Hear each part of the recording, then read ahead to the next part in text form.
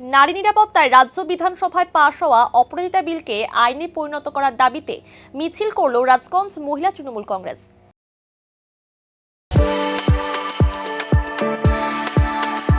We are the dreamers, the achievers, and the leaders. Come, join us today. শনিবার রাজগঞ্জ মহিলা তৃণমূল কংগ্রেসের উদ্যোগে রাজগঞ্জের school পাড়া থেকে এই মিছিল শুরু হয়ে পোস্ট অফিসে গিয়ে শেষ হয়। এই মিছিলে বহু কর্মী সমর্থক অংশগ্রহণ করেন। মিছিলের পাশাপাশি একটি যোগদান সভার আয়োজন করা হয়। এই সভার মধ্যে দিয়ে সিপিএম ও বিজেপি ছেড়ে 57টি পরিবার তৃণমূল কংগ্রেসে যোগদান করে। এই বিষয়ে তৃণমূল কংগ্রেসের রাজগঞ্জ ব্লক সভাপতি অরিন্দম ব্যানার্জি বলেন, রাজ্যের মুখ্যমন্ত্রী মমতা বন্দ্যোপাধ্যায় 4 সেপ্টেম্বর বিধানসভায় নারী ও শিশু সুরক্ষায় অপরাজিতা বিল পাশ করান। সেই বিলটি আইনে প্রণয়ন করার জন্য লোকসভায় পাঠানো হলেও কেন্দ্র সরকারের অনীহার কারণে সেই বিলটি এখনো আইনে পরিণত হয়নি। নারী সুরক্ষার জন্য এই বিলকে আইনে পরিণত করার দাবিতে আজ মিছিল করা হলো।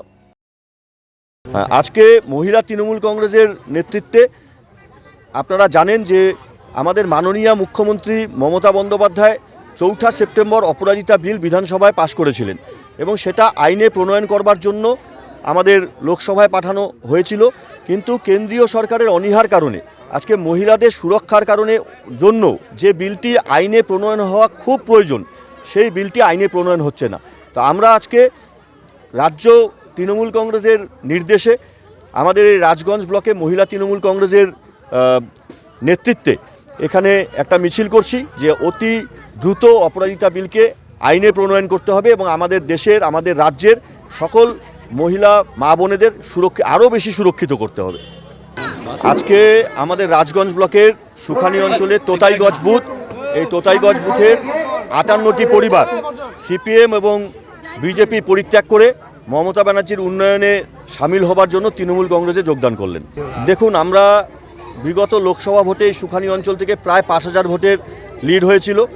সুখানি অঞ্চল এই যোগদানের ফলে আরও শক্তিশালী হবে এবং আমাদের লক্ষ্য আগামী বিধানসভা ভোটে সুখানি অঞ্চল থেকে আমরা 7000-এর উপরে লিড মমতা ব্যানার্জির হাতে তুলে দেব।